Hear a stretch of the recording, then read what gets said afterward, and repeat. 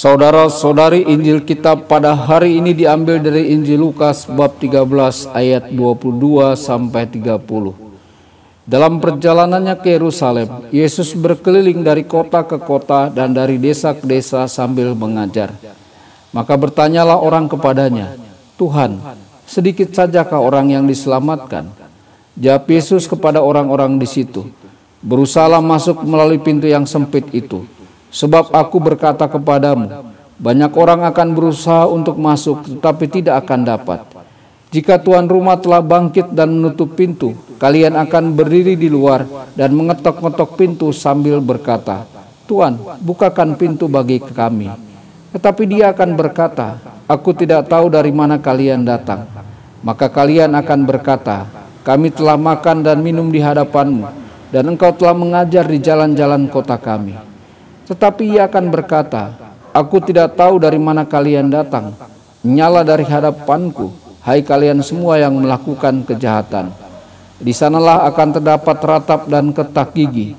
Apabila kalian melihat Abraham dan Ishak dan Yakub dan semua nabi ada di dalam kerajaan Allah, tetapi kalian sendiri dicampakkan keluar.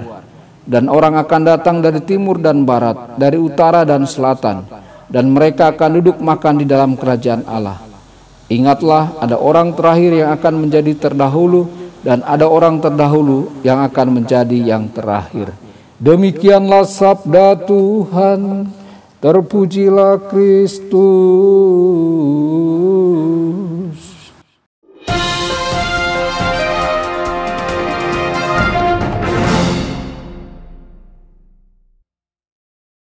Saudara dan saudari terkasih dimanapun Anda berada, jumpa lagi dengan saya Romo Tedens dalam saluran Warta Kabar Sukacita.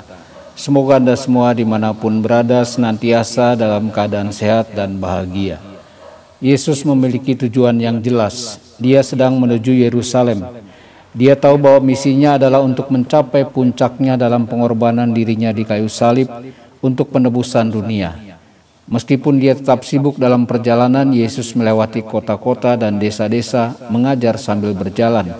Dia tidak pernah kehilangan pandangan akan tujuannya.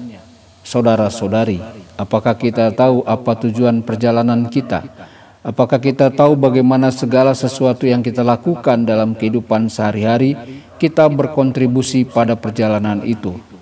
Kita harus memiliki tujuan untuk menjaga agar tujuan kita, yakni kebahagiaan yang kekal, melalui pertumbuhan dalam persekutuan kita dengan Allah di dunia ini dan masuk ke dalam rumah Bapa setelah kematian, tetap menjadi yang terdepan dalam pikiran kita. Begitu banyak suara-suara lain yang mencoba mengalihkan perhatian kita. Begitu banyak janji-janji palsu yang bersaing untuk mendapatkan perhatian kita. Kita begitu mudah teralihkan. Sebagai murid-murid Kristus, kita harus belajar dari guru kita dan memperbaharui komitmen kita setiap hari untuk melanjutkan perjalanan kita menuju tujuan kita yang sebenarnya. Saudara-saudari, pertanyaan yang diajukan kepada Yesus dalam Injil hari ini adalah pertanyaan yang terus diajukan di setiap generasi. Tuhan, apakah hanya sedikit orang yang akan diselamatkan? Yesus tidak memberikan jawaban langsung atas pertanyaan ini. Sebaliknya, dia membalikan keadaan. Kita tidak perlu tahu berapa banyak orang yang akan masuk surga. Yang perlu kita perhatikan adalah perjalanan kita sendiri, kesetiaan kita pada kasih karunia Allah. Maka Yesus mendorong kita untuk tetap rendah hati, untuk menjaga jiwa kita sendiri terlebih dahulu. Berusahalah untuk masuk melalui pintu yang sempit. Dia menyiratkan bahwa di dunia yang telah jatuh ini tidaklah mudah untuk menjadi murid Yesus yang setia. Banyak orang yang berusaha masuk tetapi tidak cukup kuat. Menjadi murid Kristus tidaklah rumit. Dia sendiri merangkumnya dalam dua perintah, mengasihi Allah dan mengasihi sesama. Namun banyaknya jebakan dan tipu daya yang berputar-putar di sekitar kita dan di dalam diri kita, karena sifat alamiah kita yang telah jatuh ke dalam dosa, dunia yang telah jatuh ke dalam dosa, dan para malaikat yang telah jatuh ke dalam dosa yang membenci Allah dan berusaha memisahkan kita darinya, membuat hal ini menjadi sulit. Begitu sulitnya pada kenyataannya, sehingga kita dapat dengan mudah menipu diri kita sendiri, berpikir bahwa kita menjalani persahabatan yang setia dengan Kristus, padahal sebenarnya kita hanya membangun kerajaan kecil kita yang berpusat pada diri sendiri. Inilah pesan dari perumpamaan tentang Tuhan yang mengunci pintu. Kita tidak perlu panik. Kasih karunia Allah tidak akan pernah mengecewakan kita.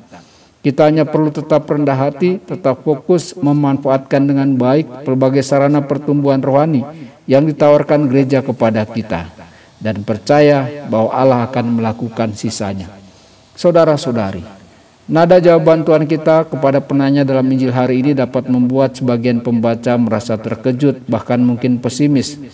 Tetapi kita tidak boleh memahami perikop ini secara terpisah dari bagian Injil lainnya. Yesus dengan jelas menyatakan dalam banyak bagian Injil bahwa belas kasihan Allah tidak terbatas dan proaktif. Dia ingin kita diselamatkan. Bahkan kebajikan teologis dasar dari pengharapan mendorong kita untuk tetap sangat optimis bahkan di tengah-tengah semua pergumulan dan kejahatan besar di sekitar kita.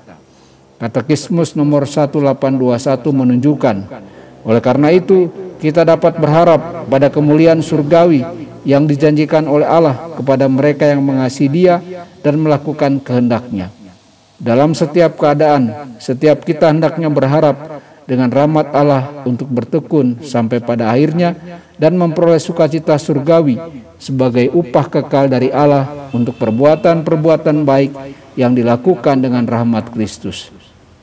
Dalam pengharapan, gereja berdoa agar semua orang diselamatkan. Pengharapan teologis yang kuat dan bijaksana inilah yang ada di benak Santo Paulus ketika ia menulis, "Kita tahu sekarang bahwa Allah turut bekerja dalam segala sesuatu untuk mendatangkan kebaikan bagi mereka yang mengasihi Dia, yaitu bagi mereka yang terpanggil sesuai dengan rencana Allah." Kita semua harus menghafalkan perkataan Paulus ini dan sering membacanya, karena perkataan Paulus ini benar dan mengingatkan kita akan sebuah kebenaran yang perlu kita ingatkan setiap hari. Tuhan Yesus memberkati dan menyertai Anda semua. Sabda Allah adalah kebenaran. Sabda Allah adalah kehidupan. Mari kita mencintainya, mari kita menghayatinya. Ya Tuhan yang ku muliakan, sabdamu angkat resahku.